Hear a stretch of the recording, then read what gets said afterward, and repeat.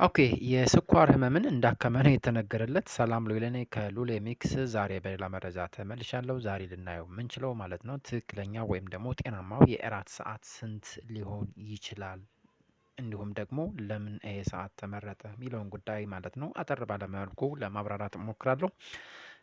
እንግዲህ ይሄ መረጃ ማለት ነው በብዙ ጥናቶች አሁን ላይ በስፋት እየተደገፈ ያለ መረጃ ነው። ይህን መረጃ ማየት እና ተግባራዊ ማድረግ ለብዙዎቻችን ማለት ነው ጠቃሚ ስለሆነ ነው ይህን መረጃ ያመጣሁት።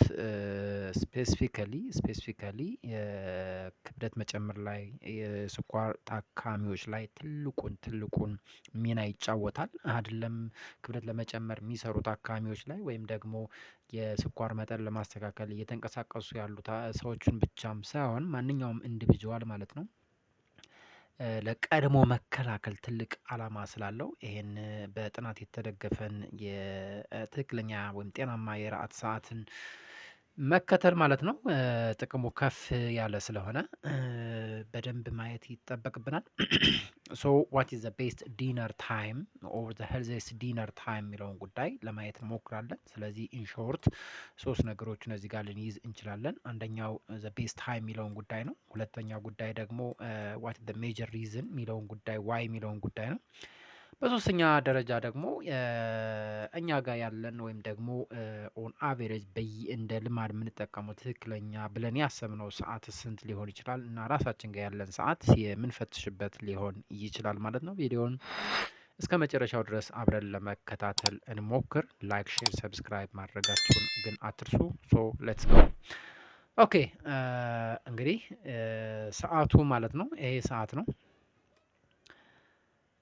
ከ11 ሰዓት እስከ 1 ሰዓት ወይም ደግሞ ፍሮም 5 ፒኤም አፕ ቱ 7 ፒኤም ያለው ሰዓት ነው። እንግዲህ ዘ ሄልዚየስት ዲነር ታይም እየተባለ በስፋት በብዙ ጥናቶችም የተገለጸው ማለት ነው። እንግዲህ ይሄን ሰዓት አሁንም ስንይዝ ማለት ነው በጣም ሄልዚየስት በሚል እሳቤ የተነሳው ነው። በሌላ አባባል እንግዲህ ከ11 ሰዓት እስከ 1 ሰዓት የሚለው ታይም ኢን አዘር ወርድስ ቼክ ሲደረግ ከ2 ሰዓት እስከ 3 ሰዓት እስከ 3 ሰዓት በፊት ማለት ነው ሰዎቹ እንቅልፍ ከመተኛታቸው ከ2 እስከ 3 ሰዓት በፊት ራታቸውን ወይም ደግሞ ምግብን ቢመገቡ ማለት ነው በብዙ ሁኔታ አዋጭ መሆኑ ነው የተነገረው። ስለዚህ ለምሳሌ እንግዲህ አብዛኞቹ ማለት ነው ለምሳሌ አንድ ሰው 4 ሰዓት ላይ መተኛት የሚጠበቅበት ከሆነ ማለት ነው በትንሹ ማለት ነው ከ2 ሰዓት በፊት ማለት ነው ምግብን መመገብ ይጠበቅበታል እንደማለት ነው።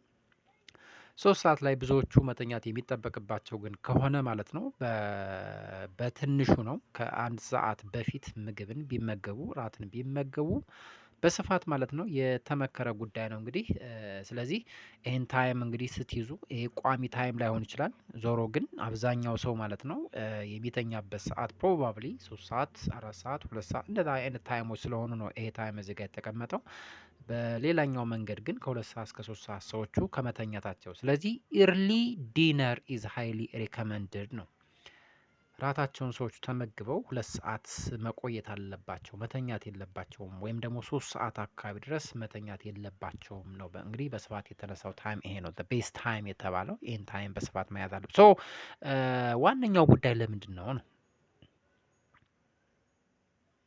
ኦኬ ዋነኛው ምክንያቱ እንግዲህ አንደኛውና ሜጀር ሪዝን በሚል እንግዲህ በስፋት የተነሳው ጉዳይ ሰዎቹ ክብደትን ለማስተካከል ከተፈለገ ማለት ነው።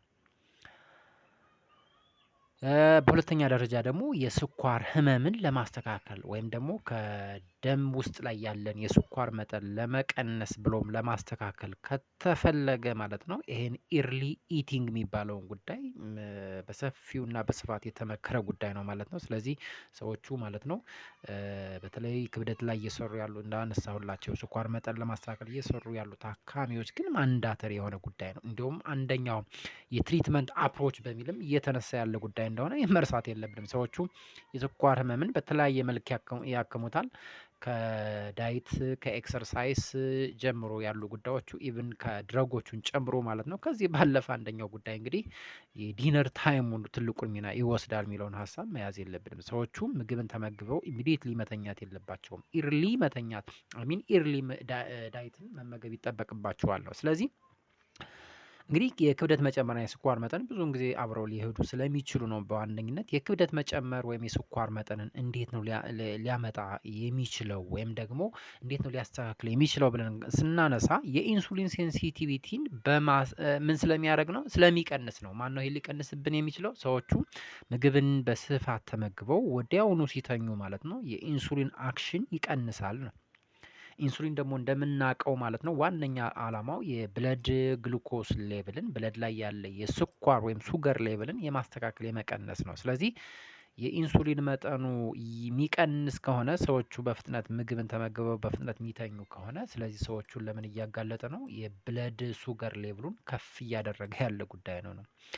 ስለዚህ ጤናማ ሰዎች ቢሆኑ እንግዲህ ከጊዜ በኋላ በየጊዜው ሲደጋገም ለስኳር ህመም የማጋለጥ እድሉ አለ ነው። ለስኳር ታካሚዎቹም እንደዚሁ ማለት ነው የስኳር መጠን በመጨመር የጉዳት የማምጣት እድሉ ከፍ ያለ ነው። ስለዚህ ከፍተኛ ጥንቃቄ ያስፈልጋል ነው። እንግዲህ ይሄ የሆነበት የኢንሱሊን መጠን ከመቀነስ አንፃር እንግዲህ ዳይጀስሽን ባጭሩ ይሄ ሜታቦሊዝም እያልን የምንጠራቸው ጉዳዮች አት ናይት ታይም ላይ በሰፊው ስለሚቀንስ ነው እንዲህ አይነት ጉዳዮቹ ሊከሰቱ የሚችሉት እና ይሄን ታይም መከተል በጣም በጣም ጠቃሚ ነው የሚለውን ሀሳብ እኔ ሜጀር ሪዝን እየተባለ የሚጠራው ይሄ እንደሆነ እሱን ሀሳብ ያዙ። በሁለተኛ ደረጃ የደረት ማቃጠልን ከመከላከል አንፃር ይሄ ታይም ኢርሊ ኢቲንግ ኢዝ ሃይሊ ሪከመንድድ ነው። ወይም ደግሞ የጋስትሮ ኢሶፋጃል ሪፍላክስ ዲዝ ወይም ደግሞ ይሄ ምንድነው እያልን የምንጠራው የጨጓራ የሚመስል ህመም፣ ደረትን የማቃጠል ህመም በዋነኝነት ሰዎቹ ይሄ ጉዳይ እንግዲህ የደረት ማቃጠል እየተባለ የሚጠራው ወይም ደግሞ ከጨጓራ ላይ ያለ አሲድ ጨጓራ ላይ ያለ አሲድ በዋነኝነት ምን ሊያደርግ ይችላል ነው ወደ ጉሮሮ የመምጣትና ጉሮሮ ላይ ሲያርፍ እንደዚሁ ጉሮሮን የማቃጠል አይነት ባህሪን ነው። እሱን ነው የጋስትሮኢሶፋጃል ሪፍላክስ ዲዚዝ ወይም ደግሞ ሪፍላክስ ዲዚዝ እየተባለ የሚጠራው። ስለዚህ ሰዎቹ በፍጥነት ምግብን ወይም ደግሞ ሰዎቹ ምግብን ተመግበው ወዲያውኑ ማለት ነው ወይም ደግሞ ሾርት ፔሪድ ኦፍ ታይም ማለት ነው ሪክላይም ቢያደርጉ ወይም ደግሞ ሆሪዞንታል ፖዚሽን ላይ ቢሆኑ ወይም ቢተኙ እንደማለት ነው በግራቪቲ አማካኝነት እንግዲህ ጨጓራ ላይ ያለ አሲድ ቀጥታ ወደ ጉሮሮ በመሄድ ጉሮሮ ላይ ጫና ስለሚያመጣ ነው የደረት ማቃጠል እየተባለ የሚጠራው። ይሄ ኦልሞስት ሲሚላር ዊዝ ዛት ኦፍ ምን እያልን የጨጓራ ህመም ጋር ተመሳሳይ የሆነ ሲቹዌሽን እንደማለት ነው። ስለዚህ ይሄ ትልቅ ዓላማም ያለው ነው። ስለዚህ ግራቪቲ ስለሚያግዘው ነው። ስለዚህ የደረት ማቃጠልንም ይከላከላል ነው። ስለዚህ ሰዎቹ ወዲያውኑ ምግብን ተመግበው መተኛቱ ብዙም ጠቃሚ አይደለም። ስለዚህ 2 ሰዓት እስከ 3 ሰዓት መቆየት ይጠበቅባቸዋል የሚለውን ሀሳብ እናያለን። ሌላኛው ጉዳይ እንግዲህ የምግብን ሽርሽሪትን ከማስተካከል አንፃር ዳይጀስሽን ኤግዛክትሊ አዲኩዌት የሚሆንበት ታይምም ነው።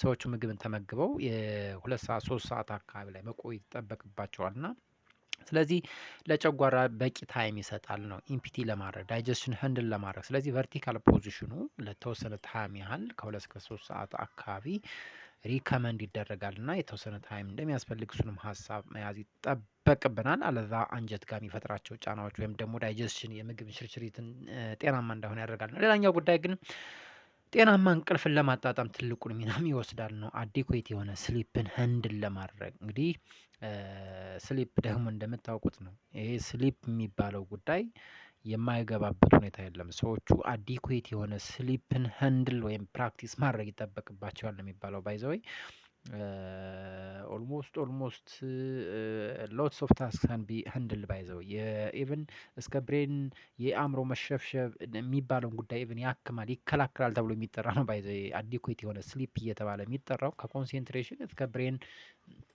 ኮንሴንትሬሽን ከመጨመር እስከ የአእምሮ መሸብሸብ እየተባለ የሚጠሩ ነገሮችን ከማስተካከል አንፃር ትልቅ ሚና ያለው ጉዳይ ነው። ስለዚህ ጤናማ እንቅልፍ ወሳኝ ነው ማለት ነው። በሌላ አባባል ሰዎቹ ኢርሊ ምግብን ሲመገቡ አዲኩዌት የሆነ ስሊፕ እንዲተኙ ትልቁን ሚና ያግዛል ነው። ለምንድነው ብለን ስናነሳ እንግዲህ ናይት ታይም ዳይጀስሽን ስፔሲፊካሊ ስለሚቀንስ ነው። ስለዚህ ኢርሊ ሰዎቹ መመገብ ከቻሉ ደግሞ ዳይጀስሽን ህንድል ማድረግ ይቻላል ነው። በዚህ ታይም ላይ ትልቁን ሚና ይጫወታል እና ሴፍ የሆነ ስሊፕን ህንድል ማድረግ ያግዛቸዋል ነው።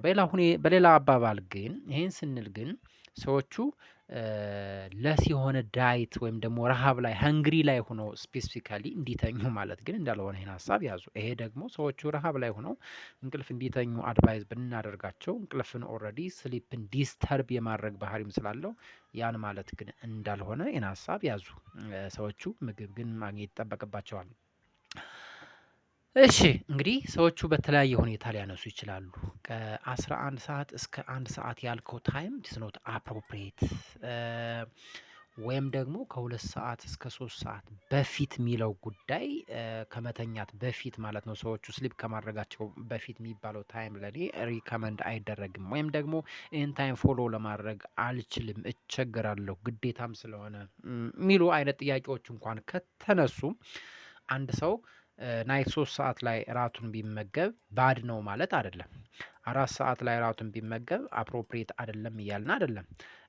ሰዎች 2 ሰዓት ላይ ሲመገቡ ልክ አልነበሩም፣ ቶታሊ ተጎጂ ናቸው ማለት አይደለም። ሪከመንድ የሚደረገው ጤናማ ተብሎ የተነሳው ሰዓት ይሄ ቢሆን ይመከራል። በሌላ አባባል ደግሞ ኢን አዘር ወርድስ በሚል እሳቤን ደግሞ ይሄኛውን ታይም ኢቨን ብትይዙ ነው በጣም ጠቃሚ የሆነው።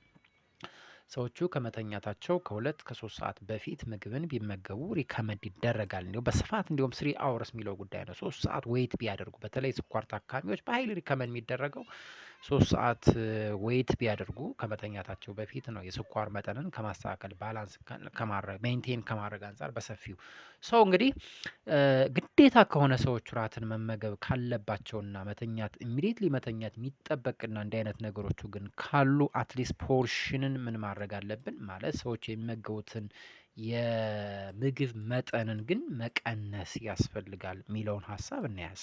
ለምንድነው? መጠኑ እንግዲህ ትልቁን ሚናን ስለሚጫወት ማለት ነው። ሶ ከኢንሱሊን ሴንሲቲቪቲን ከመቀነስ አንፃር፣ የክብደትን ከመጨመር አንፃር፣ ከዚህ ባለፈ ለስኳር ህመም ከማጋለጡ አንፃር ማለት ነው የፖርሽንን ቢያንስ ቀንሶ ሰዎቹ ምግብን እንዲመገቡ አትሊስት ኢሚዲየትሊ ነው ምንተኛ የሚል አይነት ሀሳቦች ካለ ኤኒዌይስ ግን ምግብን ግን በስፋት ተመግቦ ግን ኢሚዲየትሊ ስሊፕ ማድረጉ ጠቃሚ አይደለም። አይ ቲንክ ይሄ መረጃ በስፋት ይጠቅማችኋል ብዬ አስባለሁ። በብዙ ጥናቶች የተደገፈ አይነት ሰዓት ነው እራት ሰዓት የሚባለው ጉዳይ። በተለይ ለስኳር ታካሚዎች ክብደት ለመቀነስ እየሰሩ ላሉ ሰዎቹ ሼር ብታደርጉት ይመከራል። ይሄን ስል ግን ኤኒ ኢንዲቪጁዋል ይሄን መረጃ ኢግኖር ያድርግ ማለት አይደለም። ኤኒ ፐርሰን ኢዝ ሃይሊ ሪከመንድ ስፔሲፊካሊ ይሄን ታይም ፎሎ ቢያደርጉ በስፋት እየተመከረ ያለ ሰዓት ነው። አይ ቲንክ ቪዲዮ ይጠቅማችኋል ብዬ አስባለሁ። ላይክ፣ ሼር፣ ሰብስክራይብ ማድረጋችሁን ግን አትርሱ። በሌላና በተመሳሳይ መረጃ እመለሳለሁ። እስከዛ ድረስ ሰላም ሁኑ። ባይ ባይ።